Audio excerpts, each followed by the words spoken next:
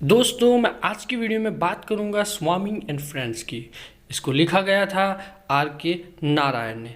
ये बुक आपको BA semester 3 core compulsory 303 में आपको इंडियन राइटिंग एंड फिक्शन में आपको पढ़ना होगा। तो यहाँ पे हम उसको डिटेल में अभ्यास करेंगे। ये बुक 18 चैप्टर की है और आर के नारायण द्वारा लिखी गई है। ये बुक लिखी गई थी फर्स्ट और सेकंड वर्ल्ड वॉर के बीच में। वो लिखी थी अर्ली 1930s में और पब्लिश 1935 में हुई। बेस्ड ऑन मॉडर्निज्म और सेट है उसका fictional town Malgudi, south Indian village. Introduction. Swami and friends is the first of trilogy of novels written by R K Narayan. दोस्तों ट्रियोलॉजी मीन्स कि 3 नॉवेल जो एक दूसरे से कनेक्टेड होती है पर सेपरेट होती है, लिखी जाती है सेपरेट पर एक दूसरे का जो प्लॉट है वो कनेक्टेड होता है। स्वामी एंड फ्रेंड्स जो फर्स्ट ऐसी ट्रियोलॉजी है जो आर के नारायण द्वारा लिखी गई थी। English language novelist from India के वो भारतीय थे और इंग्लिश भाषा के एक नवल कथाकार थे। The first book Narayan wrote is set in a British India in a fictional town called Malgudi. The second and third books in the trilogy are The Bachelor of Arts and the English Teacher। जो 3 books ट्रियोलॉजी में थी वो Swami and friends, the bachelor of arts and the English teacher, ये सब जो base थी वो set था वो मालगुडीज का था। तो दोस्तों आगे हम ये स्टोरी है जो थोड़ी डिटेल में यहाँ पे हम देखते हैं। आगे की स्टोरी है जो मेरा फ्रेंड्स आपको बहुत अच्छी तरीके से बताएगा। कहानी शुरू होती है स्वामी नाम के एक यंग लड़के से जो सोमवार की सुबह उठता है और ये लड़का मालगुड़ी नाम के एक गांव में रहता है। उठते ही जल्दी जल्दी वो अपने होमवर्क डेस्क की तरफ दौड़ता है जो कि उसके फादर के रूम में होती है और इसके बाद वो स्कूल जाता है, पढ़ाई करता है।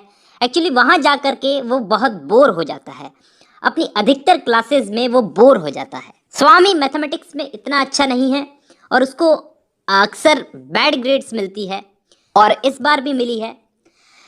और इसी दिन स्क्रिप्चर की क्लास में उसकी अपने क्लास टीचर से बहस हो जाती है जो कि एक क्रिश्चियन है। स्वामी का क्लास टीचर हिंदू धर्म के लिए कुछ गलत बोल देता है। स्वामी उससे बहस कर लेता है और टीचर स्वामी का कान मोड़ता है। अगले दिन स्वामी जब स्कूल में आता है तो उसके हाथ में एक लेटर होता है जो स्वामी के फादर ने उसे दिया हेडमास्टर को देने के लिए। अब उस लेटर में स्वामी के फादर ने हेडमास्टर साहब को लिखा कि हेडमास्टर साहब, आपके स्कूल में नॉन क्रिश्चियन बच्चों के साथ ऐसा ऐसा बर्ताव हो रहा है, तो हेडमास्टर साहब आप हमें बताएं क्या ये सही है। स्वामी अपने 4 दोस्तों को इस लेटर वाली बात के बारे में बताता है कि मेरे पिताजी ने हेडमास्टर को लेटर लिखा है। अब इन 4 दोस्तों के नाम है, पहला सोमू जो क्लास का मॉनिटर है, दूसरा मणि जो एक तगड़ा सा मंदबुद्धि लड़का है, तीसरा शंकर इन सब में सबसे ब्रिलियंट, और चौथा सैमुअल जिसे ये मटर मटर कह करके बुलाते हैं, छोटा सा बच्चा है ये। अब जब हेडमास्टर साहब के पास ये लेटर पहुंचता है तो हेडमास्टर साहब उस टीचर को फटकार देते हैं कि ये स्कूल है, यहाँ पर सब बच्चे बराबर हैं।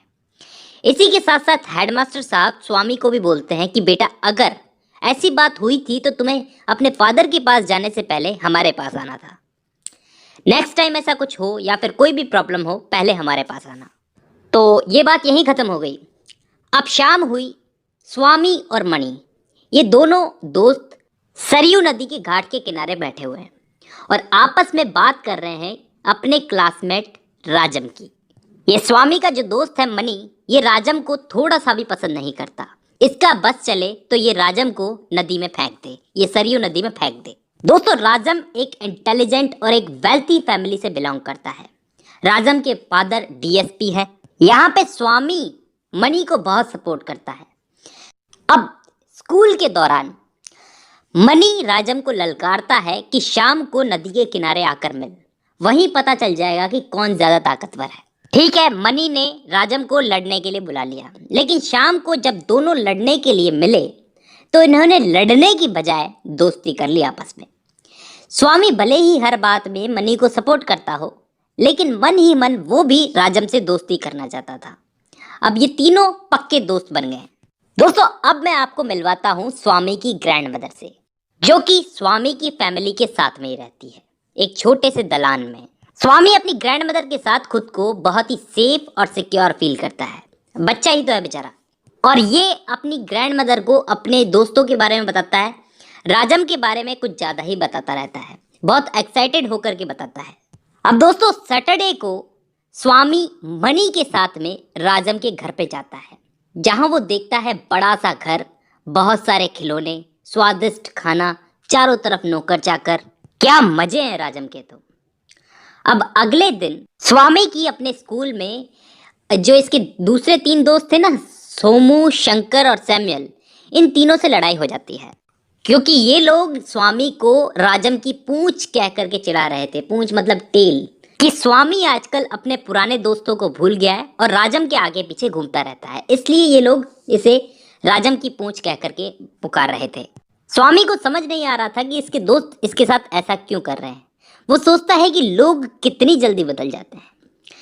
बीतते हुए दिनों के साथ उसके दोस्त उससे और भी ज्यादा दूरियां बना रहे थे और उसे और ज्यादा इग्नोर कर रहे थे और मजाक भी बहुत ज्यादा बना रहे थे। और वो परेशान होकर के मनी के पास गया और जाकर के उसे बोला कि ऐसी ऐसी बात है, ये लोग मुझे राजम की पूंछ बोल रहे हैं और मेरा बहुत मजाक बना रहे हैं।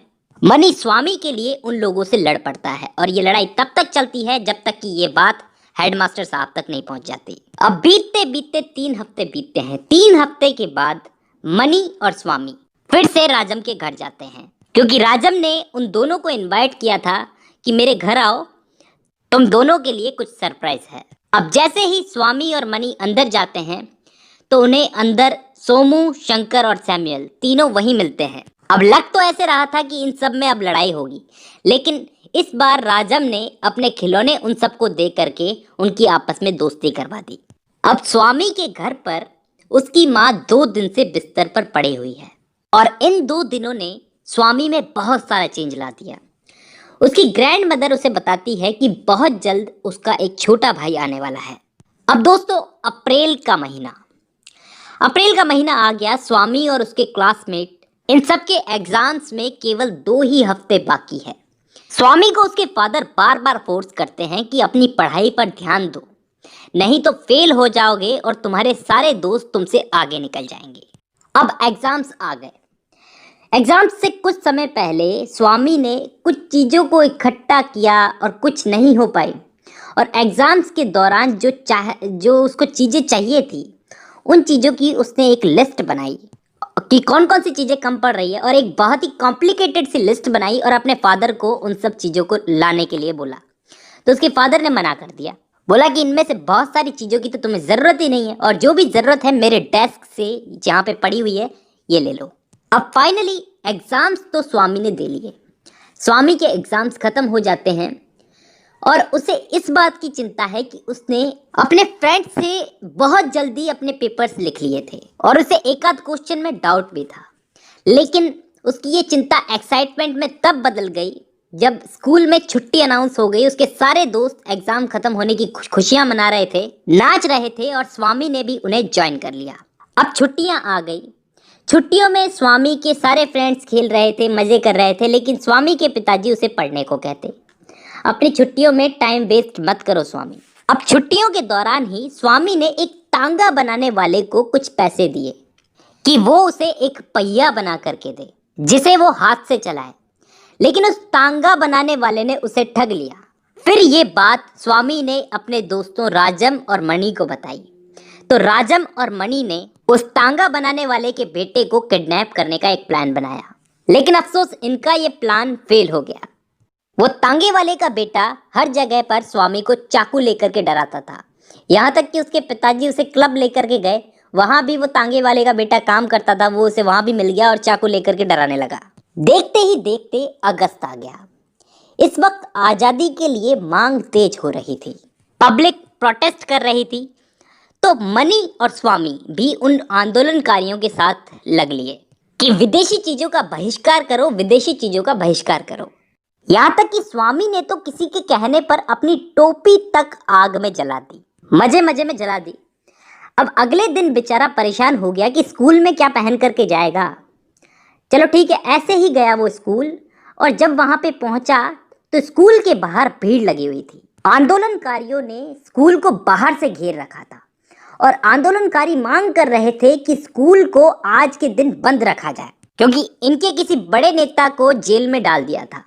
अब भीड़ तो लगी हुई थी, तो स्वामी और इसके दोस्तों ने मौका देखा और मौका देख करके पत्थर लिए और पत्थर मार के हेडमास्टर की खिड़की को तोड़ दिया। और इसी बीच थोड़ी देर बाद वहां पे भगदड़ मच गई, जिससे स्वामी को चोट लग गई।